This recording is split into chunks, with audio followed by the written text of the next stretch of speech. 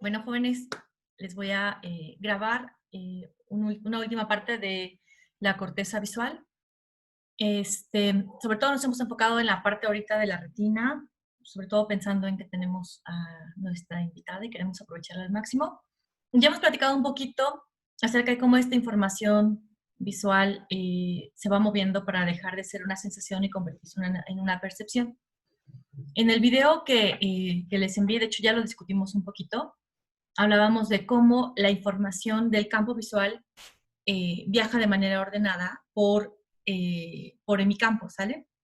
Entonces tenemos que el campo está dividido, tenemos el ipsi, el contralateral, viaja a través del nervio óptico, el segundo par craneal, decusa en el quiasma óptico, y después va a ir hacia su principal sinapsis, que es el núcleo geniculado lateral, la parte realmente es la dorsolateral, y de ahí va hacia la corteza visual primaria.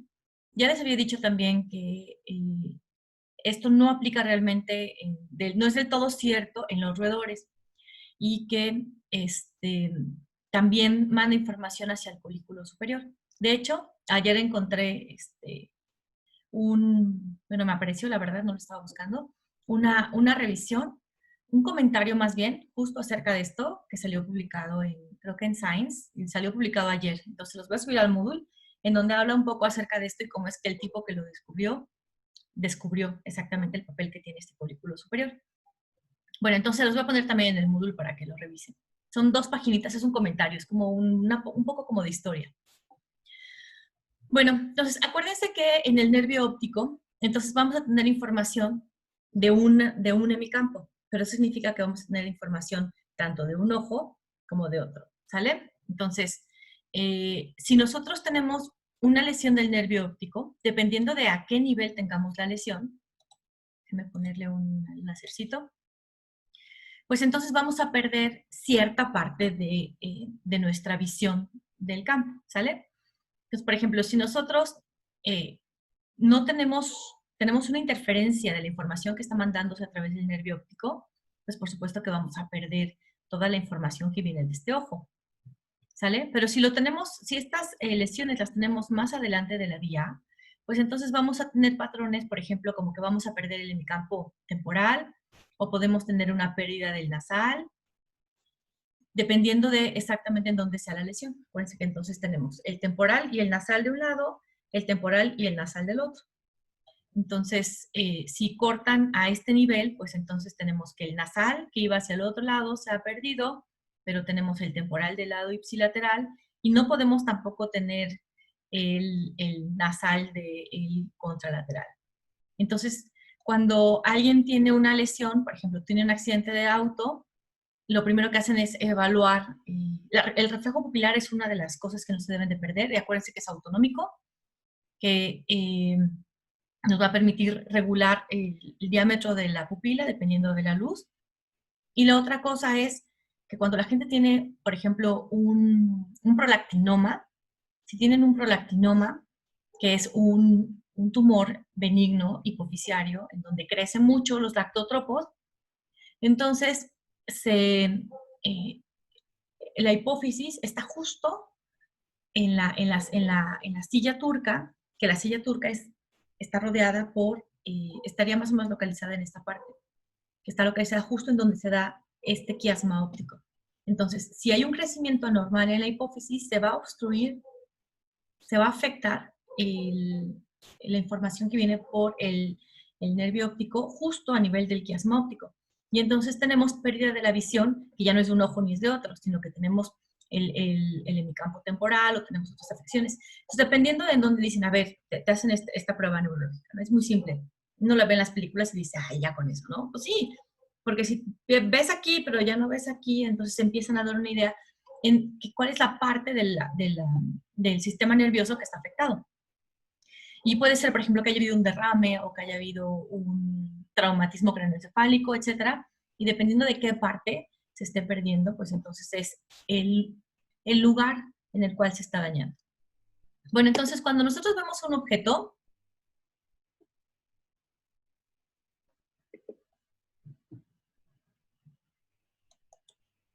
ok, Cuando entonces nosotros vemos un objeto, tenemos que primero desdoblar todas sus características principales, ¿no? Entonces vemos el color que tenga, el contraste, lo que ve un ojo versus lo que ve otro, si está en movimiento o no. Sabemos que la corteza visual primaria es especialmente responsiva a barras, ¿no? Y eso nos va dando, por ejemplo, el color y el contraste nos ayudan a ver los contornos, y este contraste también incluso nos ayuda a ver qué está más profundo, qué está más cercano a nosotros, la disparidad entre los ojos, lo que ve un ojo de lo que ve el otro, y la comparación entre esos también nos ayuda a ver un poco esta tercera dimensión, si se está moviendo o no. Hay, por ejemplo, experimentos que se ven en un área visual que se llama MMT, donde ponen puntitos, por eso están representados aquí. Ponen 100 puntitos, y 20 puntitos de esos se mueven hacia un lado. Y entonces ustedes ven la imagen y dicen, no, pues se está moviendo hacia la derecha, aunque solamente sean 20 de 100. Y luego juegan un poco con 20 puntitos hacia este lado y 10 hacia este. ¿Hacia dónde se está moviendo? No, pues que hacia allá. Pero hay veces que cuando ya son muy cercanos y son 20 y 18 ya no logran ver la diferencia. Entonces se evalúa esta área que tiene que ver con la determinación del movimiento, la coherencia en el cual el campo se está moviendo. Yo puedo ver que un animal se mueve para acá, pero también puedo entender que el contorno en el que está este animal en el ambiente pues, se está moviendo para acá. Entonces, ¿cómo sé que se mueve el caballo sobre el paisaje y no el paisaje sobre el caballo? A veces nos confundimos, por eso cuando estamos en el coche, estamos en un alto, seguramente a algunos de ustedes les ha pasado, a mí me ha pasado varias veces, estás viendo por la ventana y de repente ves que sientes de hecho, sientes que el coche se está moviendo para atrás y metes el freno y no es cierto, el que estaba moviendo era el de al lado. Pero como tú ves nada más que se mueve una referencia contra el otro, incluso sientes que te moviste, ¿no? De hecho, este comentario que les voy a subir al Moodle, en donde habla sobre los colículos superiores, habla sobre este efecto entre la relación entre lo que veo y el movimiento. Bueno, entonces, en los sistemas sensoriales, en las primeras fases, tenemos que desdoblar todas las características de estos estímulos, viajan por separado, y después tienen que ir a conformarse otra vez, ¿no? Y eso pues lo hacen en todos los relevos un poco, pero sobre todo la parte más importante del procesamiento ocurre tanto en el núcleo geniculado lateral como en las cortezas visuales. Entonces, me preguntaban el otro día cómo es el procesamiento en el núcleo geniculado lateral. No podemos entrar con tanto detalle en ninguno de los temas realmente, porque pues es bien poquito el curso y tenemos que hablar de varios temas, pero de verdad es que los circuitos neuronales que se dan en médula espinal, en tálamo, en hipotálamo, en cualquier estructura que yo me he profundizado, incluso invertebrados, los procesos que ocurren son complicados. Entonces no hay que pensar como que hay nada más aquí en, la, en, la, en las cortezas frontales. No, no, los circuitos son bastante complejos, ¿no? Entonces, bueno, en el núcleo geniculado lateral, que es este núcleo talámico, vamos a tener que van a seguir segregadas la información. Entonces, tenemos que la información va a ir tanto ipsilateral como contralateral, ¿no? Entonces, aquí está en amarillo, en estas líneas amarillas, la información que viene del ojo contralateral, y en cafecito la que viene ipsilateral. ¿Ipsilateral a qué? Pues a ver, aquí tengo un ojo y aquí tengo el núcleo geniculado lateral. Entonces, es ipsilateral al geniculado lateral, pues es este ojo. Contralateral es este ojo. Y acuérdense que como aquí decusaron y tenemos aquí de los dos tipos de información, van a mantenerse segregadas, que es esta disparidad ocular, lo que ve un ojo versus lo que ve otro. Y aquí sigue siendo esta organización separada. Entonces, tenemos 6 capas en el núcleo geniculado lateral. Casi van alternadas una y una, contra ipsi. Es contra, ipsi, ipsi, contra, ipsi, contralateral. ¿Sale? Y aquí están con los colorcitos. También hay una segregación en el núcleo geniculado lateral por el tipo de información que viene viajando en estas células. Si viene de los conos, que viene información a color, o si viene de los bastones, que viene información sobre todo en gris. Entonces tenemos la vía parvocelular y tenemos la vía magnocelular. La vía magnocelular se llama así porque las neuronas que la originan son grandes, tienen un cuerpo grande, son magnos. Y sobre todo van a estar mandando información que viene de los bastones. La información parvocelular, que es la que viene de los conos, se origina en células más pequeñitas. Por eso se llama la vía parvo. Parvo viene de chiquito. Son 4 las capas que procesan información de color y 2 que procesan la información en blanco y negro, bueno, en tonos de grises. ¿Sale?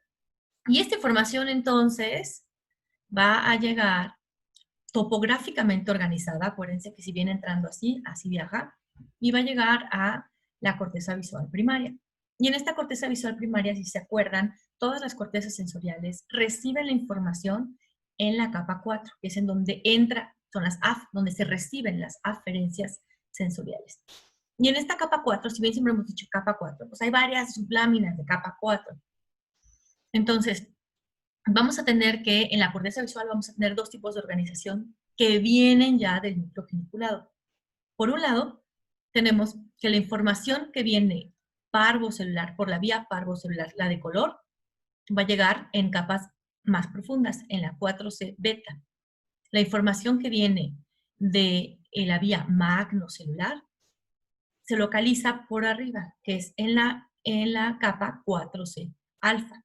¿Okay? Hay una segregación de estos inputs. Siguen todavía de manera independiente. No solo eso, sino que ustedes ven, aquí tenemos contra, ipsi, ipsi, contra, ipsi, contra.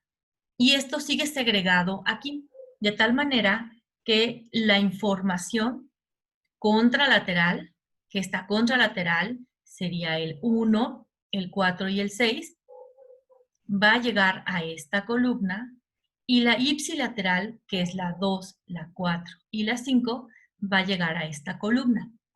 ¿Sale? Entonces, vean, en esta región de la corteza visual voy a recibir información de un ojo y aquí voy a recibir información de otro ojo. En una capa recibo información en blanco y negro, pero que también esta información de blanco y negro es buena para detectar movimiento. Y también aquí recibo la información de color en otra capa más abajo. De tal manera que se forman primero estas columnas de dominancia ocular. La información de un ojo, la información del otro, de uno, del otro, que más o menos vimos un poco la clase pasada. Luego, tenemos, se pueden también visualizar otros aspectos de esta organización de la corteza, que es los que se llaman blobs. Estos blobs se observan cuando se marca la citocromo oxidasa. Esta citocromo oxidasa está en las terminales que vienen del núcleo geniculado lateral y van a marcar sobre todo la capa 4. Entonces van a marcar el lugar en donde está entrando la información del núcleo geniculado lateral. Ahora, creo que ya no lo tengo aquí, pero la información de la capa 4 va entonces hacia la capa 2. Entonces, ahí en la capa 2 empieza a recibir información de diferentes tipos y se empieza a procesar. Ahí se puede dar la salida de información si se manda a la capa 5 o a la capa 6, que son capas eferentes que van a sacar. O bien, se puede ir hacia la capa 1, ahí se extienden los procesos, las dendritas, y se comunican a otras capas, ¿sale? Pero bueno, entonces, a partir de esta segregación de la información, que se mantiene segregada en el núcleo geniculado lateral, llega a la corteza visual de manera segregada y forma estas columnas de dominancia ocular y tenemos estos blobs. Entonces, decíamos que en la corteza visual nosotros podemos ver diferentes características histológicas con diferentes técnicas. Entonces decíamos que, por ejemplo, puedo ver los blobs, que están aquí indicados como estos barrilitos. Si yo marco la citocromo oxidasa y tiene este patrón, son bolitas, blobs, ¿sale? Yo puedo ver también un mapa de orientación. Entonces, recuerden que en la corteza visual les gusta sobre todo las líneas, ¿no? Que vienen los campos circulares, luego campos un poco más ovalados, y finalmente tenemos estas barras que le gustan y que vimos estos experimentos de Hubel y Wiesel, ¿sale? Entonces, existe una técnica que se llama Intrinsic Optical Imaging. Sería imagen de señal intrínseca. Esta señal se basa en iluminar al cerebro con una luz roja. Esta luz roja va a ser absorbida y va a haber un reflejo de esta luz y que este reflejo de esta luz va a ser diferente si la sangre está oxigenada o si la sangre está desoxigenada. Y yo puedo con una cámara muy sensible, detectar estos pequeños cambios en el reflejo de la luz roja. De tal manera que yo puedo saber si se está activando una región, porque en esta región que se esté activando, yo voy a tener consumo de oxígeno y por lo tanto voy a tener hemoglobina desoxigenada y va a reflejar la luz de manera diferente. Más que para que se den una idea, acuérdense que la sangre arterial y la sangre venosa no se ve igual. Una se ve más oscurita. Creo que la sangre venosa se ve como un rojo más guinda y la sangre arterial se ve un rojo, más naranja. ¿Por qué esas diferencias? Pues porque una está oxigenada y la otra no, y reflejan la luz de manera diferente. En los capilares, estas pequeñas diferencias se logran ver con esta técnica que se llama señal intrínseca. Y literal, yo le hice en mi postdoc pues, un buen de tiempo. O sea, pones una lámpara con un filtro rojo, muy simple, una cámara de alta potencia, nada más que sea muy sensible. Y lo que haces es que tienes al animal viendo un monitor y le presentas, por ejemplo, una barra en esta orientación. Y la presentas. Y después de un rato, tú la presentas y tomas fotos y fotos y fotos. Y al principio, si ves una imagen, no ves nada, pero cuando tomas 10 o 20, pues ya empiezas a ver el ruido y de repente que siempre hay una región de la corteza que responde a esta barra, a la barra de la orientación en este sentido. Y eso nos permite entonces hacer este tipo de mapas. Este mapa está medio frito. Cuando les enseño uno mío cuando nos vemos en clase. Entonces tenemos que se hacen estas líneas, estas stripes, que estas líneas van a representar qué neuronas están activando. El principio de esta Intrinsic Optical Imaging es muy similar al de la resonancia magnética, que también de alguna manera tiene que ver determina la cantidad de la oxigenación de la sangre. Se parecen muchísimo y es la base de lo que se le llama la señal Volt, que es lo que ocupan estas dos técnicas. Y con esta señal intrínseca, entonces yo puedo presentarle una barra de una orientación, luego le cambio la orientación, luego le cambio la orientación, le cambio la orientación, pero así, así, así, así, así, así. Y voy tomando fotos. Y repito esto muchas veces. Y cuando lo hacen muchas veces, entonces pueden identificar cuáles son las neuronas que responden a esto, cuáles son las neuronas que responden a esto, y así sucesivamente. Y después con un programa en la computadora le dice uno, a las neuronas que respondieron a esto, ponles de color rojo, y luego las otras verdes, luego amarillo, así, les ponemos un pseudocolor. Y podemos entonces ver el mapa de la corteza, estas barras, estas columnas de orientación las podemos ver con colores y nos dicen quién es quién, qué es lo que está representado aquí. Entonces, en estas imágenes de colores, ustedes pueden ver el naranja, el rojo, el naranja, amarillo, verde, azul, y las diferentes orientaciones que produjeron la activación de las neuronas que estaban localizadas aquí. Por arriba se ve así. Entonces, las que están en azul, por ejemplo, son neuronas que respondieron a 30 grados. Las que están en verde, neuronas que respondieron a 60 grados, y así. Entonces, hay un cambio en esta orientación que es de manera paulatina. Entonces, podemos utilizar diferentes técnicas para revelar la citoarquitectura de las cortezas, de esta corteza visual, pero en general de las cortezas sensoriales. Les decía, por ejemplo, que estos blobs pues, se parecen mucho a cómo están la corteza de los barriles, en donde tenemos circulitos que representan la información que recibimos de una vibrisas. O en el bulbo olfatorio, en donde tenemos estos glomérulos, que también son circulares, que tienen una regla particular de neuronas y de astrocitos, y que ahí se va a dar también el procesamiento del olor, ¿sale? De químicos. Bueno, entonces para que quede un poquito más claro cómo se dan estas barras, estas columnas de orientación, pues entonces tenemos aquí un animal que está viendo en su pantalla una orientación de 30 grados. ¿Sale? Viene del núcleo geniculado lateral, entra a la capa 4, de aquí se va a la capa 2 y 3, y de aquí se va a otras cortezas por capa 1. Si hay salida, entonces de la capa 2 puede mandar hacia la capa 5 o 6, y de aquí se va a estructuras subcorticales. Si yo registro entonces una neurona que está en la capa 4, voy a tener este tipo de respuestas. Si la barra está en esta orientación, no hay potenciales de acción. Si yo muevo la barra en diferentes orientaciones, voy a tener un poco o más potenciales de acción. Si yo grafico entonces el número de potenciales de acción con respecto a el grado de orientación que tenía esta barra, yo puedo hacer estas que se llaman curvas de sintonía, Y con todos los sistemas sensoriales pueden hacer una curva de sintonía. ¿Qué nos dice la curva de sintonía? Que una neurona no responde a un estímulo.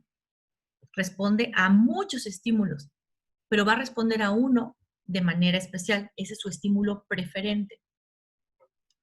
Entonces, significa que esta neurona responde de manera preferente a una barra que esté en esta orientación. Y de acuerdo con los descubrimientos que hizo Moncastle y mucha gente con respecto a cómo estaba organizada la corteza, se sabe ahora que están organizadas por columnas.